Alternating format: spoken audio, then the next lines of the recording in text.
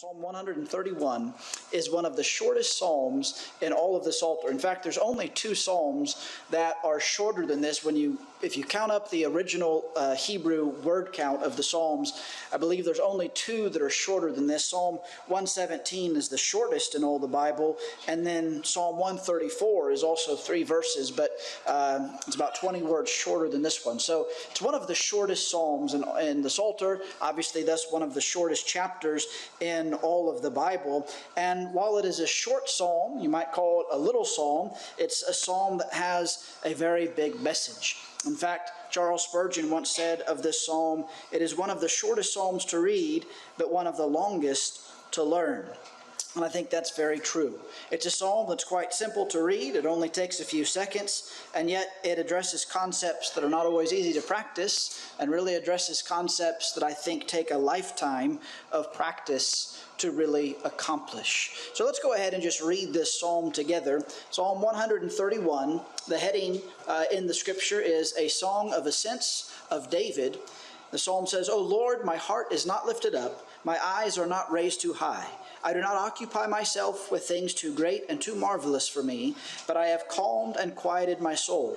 Like a weaned child with its mother, like a weaned child is my soul within me. O Israel, hope in the Lord from this time forth and forevermore." So this psalm is in a part of a section of psalms from Psalm 120 through 134 that are all called Psalms of Ascent. It's a special category of the Psalms. There's different ideas about what these Psalms, what the ascent was. Some believe it was the Levites as they ascended the stairs, the steps of the temple.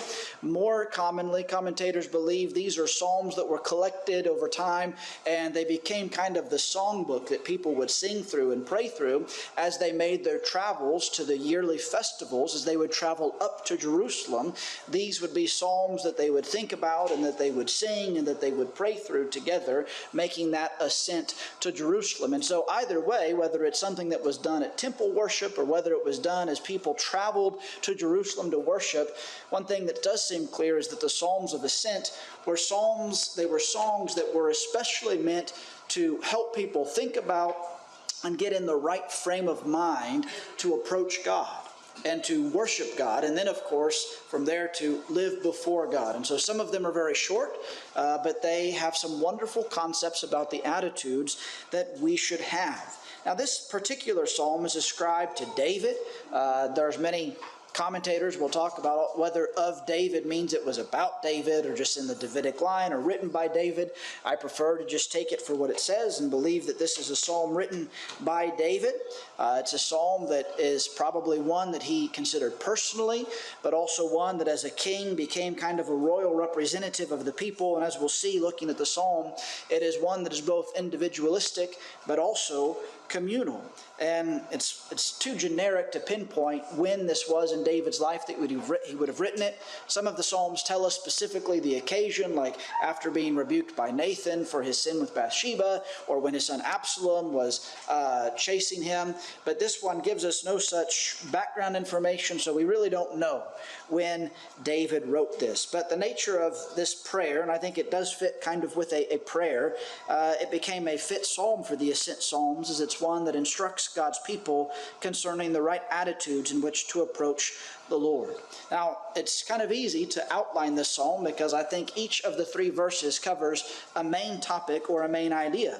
And this is where we see kind of the bigness of this little psalm, because the topics it addresses, again, are topics that are understandable, easy enough to understand, but they are not always the easiest to apply. The first verse covers humility. It talks about the need for and the choice to live a humble lifestyle, both, as we will see, before men and especially before God. The second verse then teaches us about contentment. Of all the things in life that are so hard for us to master, especially in our day and in our age, perhaps one of them is contentment. We almost all of us are plagued with that desire for more, whether it's more time off work, more money from work, more this, more that. If I just had this, if I could just get here, then that would be the answer.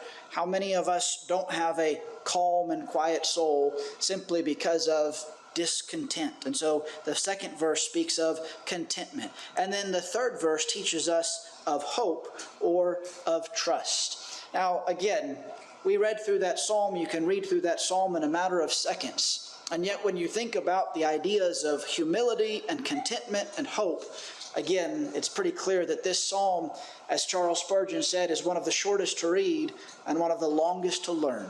Because I think learning humility and contentment and hope and practicing humility and contentment and hope faithfully is truly a lifelong goal and a lifelong process that we must grow in.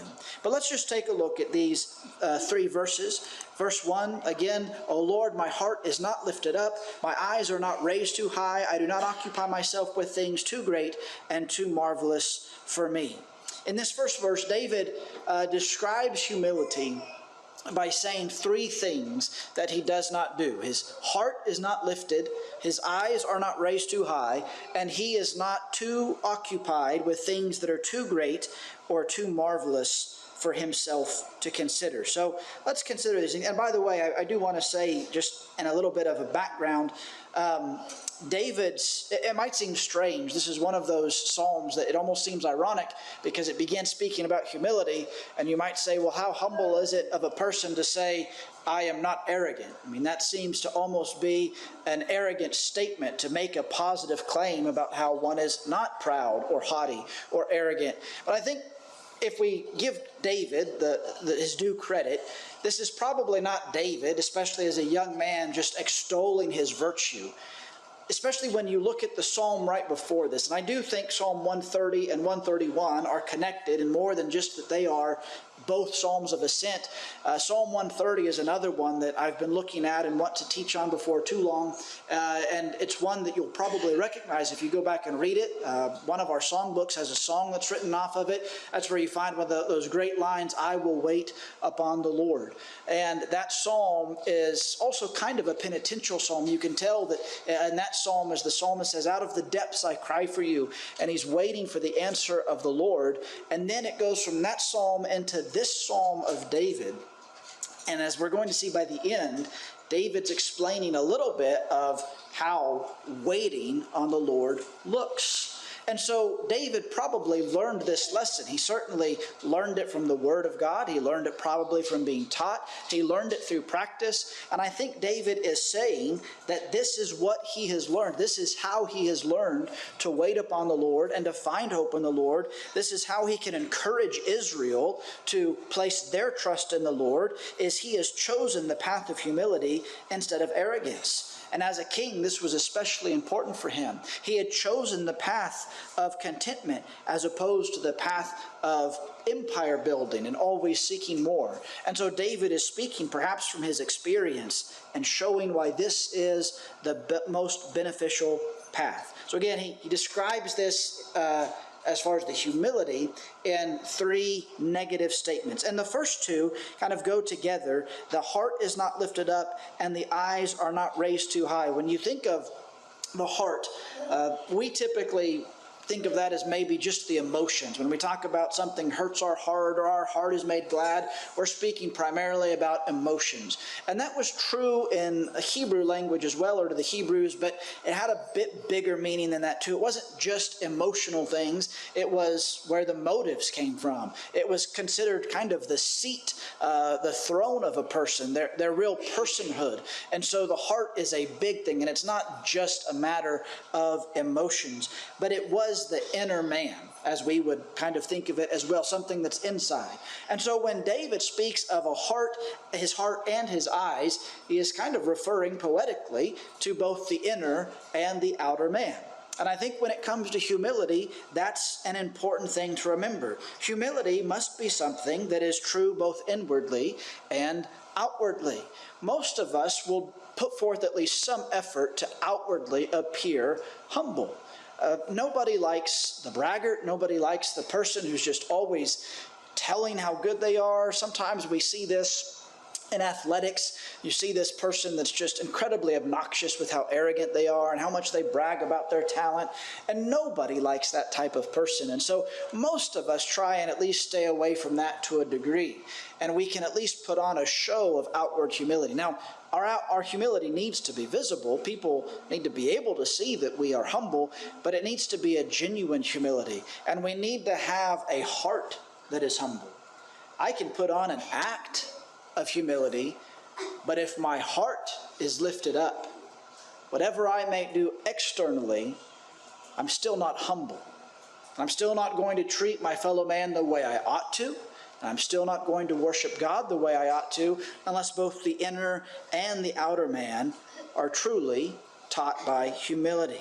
So to lift the heart is a phrase that would refer to being haughty or proud. To raise the eyes is a concept that would be similar to what we might call looking down your nose at someone, a slightly different way of phrasing that idea. We've all heard that term, and we don't like it when people do that to us. But so both of these concepts relate really to our view of self, and then our view of self in relation to others. How do we consider ourselves? How do we consider others? Often, David made a comment, I think, in his short talk. Think of driving. We're all the perfect driver. As he said, the people that are driving too fast, the people that pass us are maniacs. The people that we're passing are just way too slow. But we're on the right speed. Well, that's true in so much of our lives. We look at people that are wealthier than us and we think they're just greedy people. We look at people that are in a lower economic class than us and we look down on them, or we judge them, or we think they're lazy or they're not good enough. That's how so many people are. There's always the people ahead they're envious of, the people below they look down on. How do we truly look at other people? And why do we look at other people the way that we do? How do we esteem ourselves? How do we hold ourselves accountable? Have we lifted up our hearts to esteem ourselves as higher than we should? Do we look down our nose at other people? And why is it that we often do this? Typically, one of the most common reasons that people tend to look down on others has nothing more to do than just physical things. Riches, power, education, circumstances, talent.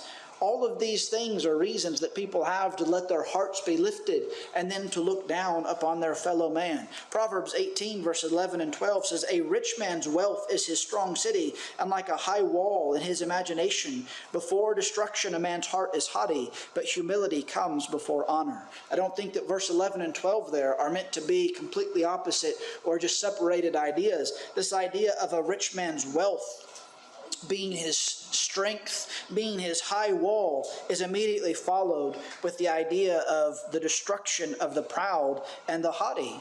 Why are many people proud and haughty today? Because of their wealth. That's one of the dangers of wealth. And it's not that you can't be wealthy and be a Christian, but the Bible is abundantly clear that with more wealth comes even more danger. And just one of the dangers is the arrogance and the pride and the self-reliance that comes with wealth. Most of us have probably experienced it. Have you ever felt like someone who was richer than you looked down on you simply because you weren't quite in their economic class? We've all felt that, I'm sure. It doesn't feel good. And it's something that we should never do. There's many other things. It could be our education. It could be our talent. It could be our position. It could be so many things. And it's so silly when you step back and think about how fleeting and temporal the things are that often make us so proud. We think we're better because we have more money. What happens when we lose all that money? We think we're better because we're talented. What happens when we grow old and a bunch of younger people come up that are more talented than we are? We think we're better because of looks until we get old. We think we're better for all these things that are fleeting and passing. It's the danger of carnality. When our heart rises in an evil way, there's no end to where we might go. There's so much danger that can take place. In 2 Chronicles 26, verse 16, this is a verse that's speaking about King Uzziah. Now, King Uzziah, if you go and read about him, for the most part, he had been a very good king. He had been a righteous king. But listen to this, but when he was strong, he grew proud to his destruction. For he was unfaithful to the Lord his God, and entered the temple of the Lord to burn incense on the altar of incense. King Uzziah had been a good man. He'd been a righteous man. He was a blessed man. But then as his strength grew and grew, and his strength had grown because God allowed it to grow, and because God gave him victory, and because God gave him peace, and then what did he do? He began to think it was his strength and his might. And he became proud, and he became presumptuous, as we're going to see is really what is addressed in the next line. So much so that he openly rebelled against God's law. He was not allowed to go and burn incense on the altar of incense. He was the king, but he was not the priest. And when he did, he ended up being struck with leprosy and separated from his family and his kingdom, and had to live in seclusion the rest of his days because of his pride. When we are arrogant and when we are haughty, we usurp, as it were, God's place, because he is the one who is truly high and lifted up. Psalm 138 verse 6 says, for though the Lord is high, he regards the lowly, but the haughty he knows from afar. This is one of the dangers of arrogance. One of the dangers is people won't like you. People get tired of the arrogant and the proud people. But by far the greater fear is the anger that God feels towards those who are haughty and arrogant. In Isaiah 57 and verse 15, the Lord says, for thus says the one who is high and lifted up, who inhabits eternity, whose name is holy. I dwell in the high and holy place, and also with him who is of a contrite and lowly spirit, to revive the spirit of the lowly, and to revive the heart of the contrite.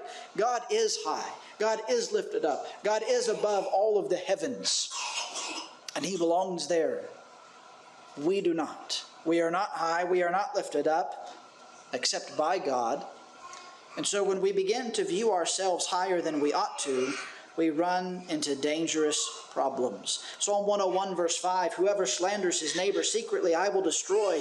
Whoever has a haughty look and an arrogant heart, I will not endure. Proverbs 6 verse 16 through 17, a list of 7 things that the Lord hates. The very first in that list is haughty eyes. Haughtiness, arrogance, pride is such a dangerous thing. It will cause us to mistreat our fellow man, and it will cause us to lose favor with God and incur his wrath. And part of that is because God does not like it when we mistreat other people, but also because he is angered when our haughtiness and our arrogance begin to presume against him. And that's really what this third not is about. The first two really have a view towards people, whereas this third, that's not occupied with things too great and marvelous, have to do more with our attitude towards God. Lifted hearts and eyes have to do with how we view people. But this idea of great and marvelous, those are words that may just seem normal to us, but the words that are used, especially that word marvelous, in the Hebrew, that Hebrew word that's translated marvelous almost always has to do with the powerful, miraculous, marvelous works of God. It speaks of things that God does and only God can do. And thus this phrase refers in some way to meddling in things beyond us, or in trying to accomplish for ourselves what only God can do. So it is not only arrogant, but presumptuous. Deuteronomy 29 verse 29 reminds God's people, the secret things belong to the Lord our God, but things that are revealed belong to us and to our children forever, that we may do all the words of his law. Now, this is not to say that we should never engage in deep Bible study. This is not to say that it's entirely wrong to have questions and to wonder about the unseen things. All of us have those feelings, have those thoughts. But we cannot take those things too far. And we certainly can never take the realm of supposition and things that we simply do not know and live our life by those things. So many people live their lives, and the authority for their morality, for their doctrine, for their worship is based upon what the Bible does not say and what they cannot see. And yet that is presumptuous arrogance to think that we have the wisdom to go outside of God's word or to ignore God's word and to come up with our methods and our ways of living, of worshiping, of being saved That is presumption and arrogance in the highest form. When God has spoken and revealed his will and his pattern and his plan, it is up to us to simply humble ourselves before his word and obey it, to keep the words of his law. Humility obeys God's revealed word. Arrogance goes beyond it or rejects it. A humble attitude was thus always prescribed for Israel's kings. In fact, interestingly, this was clearly something God knew that Israel's kings would struggle with, and they would need to be reminded of the importance of humility. So in Deuteronomy, in chapter 17, verses 18 through 20, which, by the way, this is written hundreds of years before Saul would even become the first king of Israel, in preparation for the kingdom that would one day come, God said this: when he, that is the king, sits on the throne of his kingdom, he shall write for himself in a book a copy of this law approved by the Levitical priests, and it shall be with him, and he shall read it in it all the days of his life, that he may learn to fear the Lord his God by keeping all the words of this law and these statutes, and doing them, that his heart may not be lifted up above his brothers, that he may not turn aside from the commandment, either to the right hand or to the left, so that he may continue long in his kingdom, he and his children in Israel. There would always be the temptation for kings, as Uzziah fell prey to think that their kingdom was just that, their kingdom, instead of God's kingdom. Humility, however, would keep a king from becoming oppressive, and it would keep him from trusting himself instead of God. But far too often, as you read through the books of 1 Kings and 2 Kings and 1st and 2nd Chronicles, we see over and over again how Israel's kings too often followed their own plans instead of trusting in God, turning to earthly allies instead of trusting in God. The kingdom became their kingdom instead of God's kingdom, and thus it fell. Now, as we think about that, what's that have to do with us? Well, what about the kingdom today? Do we do the same thing with the church? Can we say we humbly submit to God's ways, we obediently follow his ways, or do we try and take things into our own hands? Do we do our work simply and faithfully and look to God for the increase, or do we seek to build the church as we see fit? Do we seek to grow the church in the way that we see fit? Or do we seek the glory for the success of the church that only belongs to God? One man that I read had this to say. He said, time and time again, from kings of old to parishioners now, we are gloriously adept at forgetting whose house we are in. And how true and sad that is. We must always remember, this congregation is not Nate's congregation because I'm a preacher. And this congregation is not David and James's congregation because they are elders. This congregation is not your congregation or our congregation. This congregation is Christ's congregation. He is the King. And we must humble ourselves before him. We must recognize that we have a work to do, and we need to faithfully be doing the work of the kingdom. But the success will come from God. The glory belongs to God. Our job is to be humbly faithful. And this is going to lead into the next part, because this is foundational. If we want to have contentment and peace, we must first be humble. But if we are, then we can move to what David says next. He says, I have calmed and quieted my soul, like a weaned child with its mother, like a weaned child is my soul within me. So now David begins to speak about contentment. Now, something to notice here. Contentment does not come naturally. At least it does not come naturally to adults. Notice what David says. He says, I have calmed, I have quieted my soul. He didn't happen upon a calm and quiet soul. He didn't find a calm and quiet soul. He calmed and quieted his soul. Here's one of the most difficult things about contentment. It is a choice that we make. And that's just makes the sadness of it all the worse, doesn't it? Because so much of humanity is not content. Because most of humanity will not choose contentment. Now, that doesn't mean that contentment is easy. It's not just a flip of a coin type of choice. It's not just a choice that, well, I'm going to be content and then everything just magically gets better. But it is a choice, and it is an important choice. This idea of quietness, of stillness, of calmness is very important. Remember Psalm 46, verse 10, "Be still and know that I am God." For all of our advancement, for all of our technology, for all of the time-saving devices and books that we can read and everything we have available to us, we are not a still or quiet generation. I would say stillness, calmness, quietness has probably never really defined the vast majority of humanity, and it certainly doesn't define Western culture in the 21st century.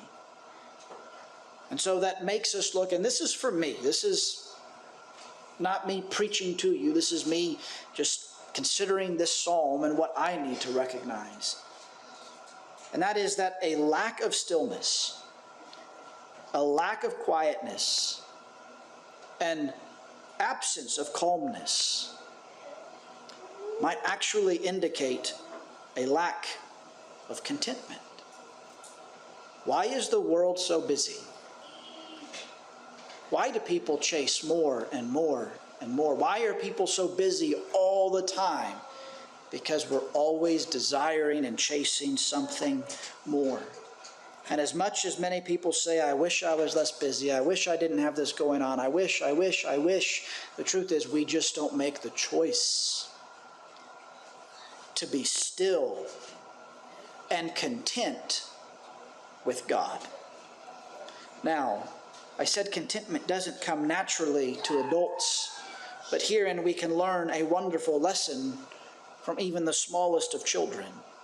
When David made that choice to humble himself and to be content with the Lord, he found a simplicity that was beautiful. He said, and he repeats it twice poetically, like a weaned child with its mother, like a weaned child is my soul within me. Commentators debate, this is one of those things with Bible study where it can get so technical.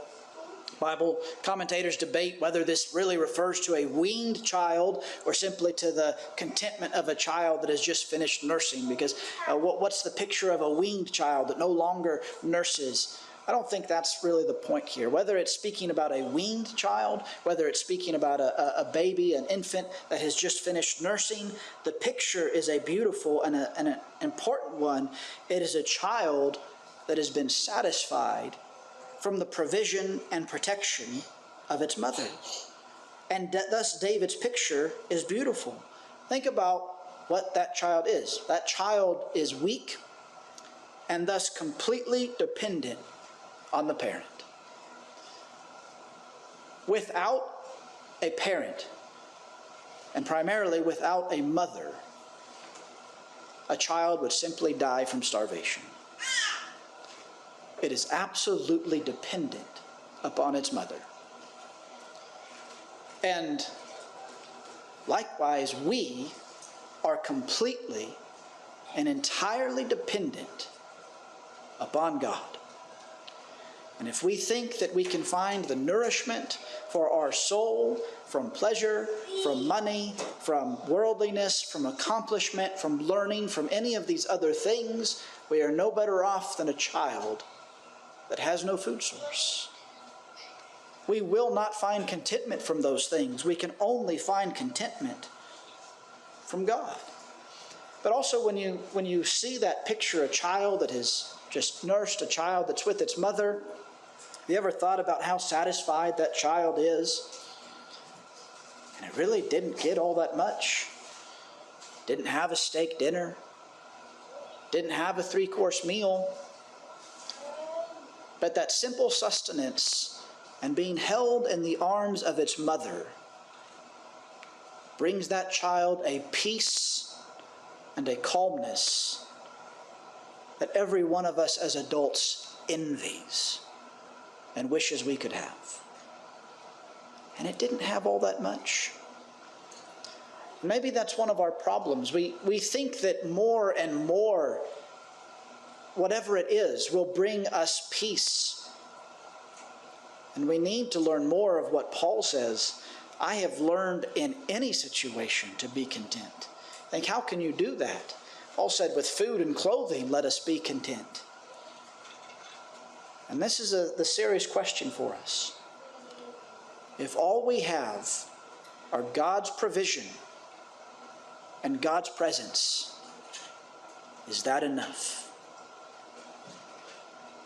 It should be.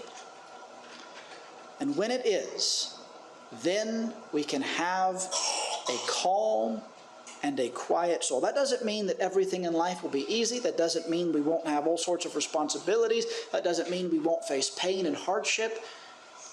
But when we simply trust in God, with a childlike dependence and faith, then we can have a calm and quiet soul. And this, by the way, is an idea that Jesus picks up, this metaphor of childlikeness. Remember in Matthew 18, verses 1 through 4, when the disciples came to Jesus and said, "Who is the greatest in the kingdom of heaven?" And Jesus, it says, calling to him a child, he put him in the midst of them and said, "Truly I say to you, unless you turn and become like children, you will never enter the kingdom of heaven. Whoever humbles himself like this child is the greatest in the kingdom of heaven." Verse 3, the perspective here now changes from the personal. Everything in verse 2 and 1 have been I. They've been first person. Now it shifts to a view towards the community. Having stated the conclusion that David has been able to come to, of learning to walk humbly and contentedly with the Lord, it gives him a great, very short sermon that he can preach to others. O Israel, hope in the Lord from this time forth forevermore. Now, when you think about anxiety and fear, as far as I can tell, anxiety and fear and worry and stress always have to do with the future. Will my health hold up? Will I have enough money? Will this situation go the way I want it to go? What if? What if? What if? Stress and anxiety. How much do you stress about things from 20 years ago, a year ago? No. You stress about the future. And the reason for that is because it doesn't matter how arrogant we are, all of us in our heart know we don't control it. I can try and take measures to ensure my health is as good as it can be. But you know, there are people who have been in tip-top shape that have developed some cancer in their very early years of life, had no control over that. There are people that have done very wise, smart things with their money, and some tragedy happens, and they lose it all. There are things in this life, most of the things in this life we simply cannot control, and that causes us stress and anxiety and worry. And the more that we stress, ironically, the greater the temptation is to try and make the future what we want it to be, and to do what we think we need to do to make the future we want. Instead, we should simply place our hope and trust in the only one who does control the future, the Lord. Thus, we should humble ourselves to realize that we are not in control. He is. We should find contentment in Him and in His ways. Thus, we should faithfully and obediently and worshipfully simply serve God. I mentioned there's a connection here. I think this is really the answer to what is said in Psalm 130. I wait for the Lord. My soul waits, and in His word I hope. My soul waits for the Lord. More than a watchman for the morning. More than watchmen for the morning. This isn't just an answer. This isn't a three-step process to a calm and quiet life. It's an outline of how to look towards eternity. each and every day. We need to faithfully wait on the Lord. Now that means that we obey Him, we serve Him, we do the things He calls us to do. But our life is a life that is looking to the Lord and His plans and His promises. So yes, Psalm 131 is very much a little psalm, but I hope you agree that it has a big message. After all, there's nothing little about humility or contentment or hope. These are big concepts that have very big impacts on our life. So it is short, yet we could spend the rest of our lives applying its principles. And as we march along through this life, as we make our pilgrimage, our ascent, you might say, towards heaven, towards the New Jerusalem, we would do well to remember and pray along with David, O Lord, my heart is not lifted up, my eyes are not raised too high. I do not occupy myself with things too great and too marvelous for me, but I have calmed and quieted my soul. Like a weaned child with its mother, like a weaned child is my soul within me. O Israel, hope in the Lord from this time forth and forevermore. May we all seek a calm and quiet walk as we make our way to our eternal home.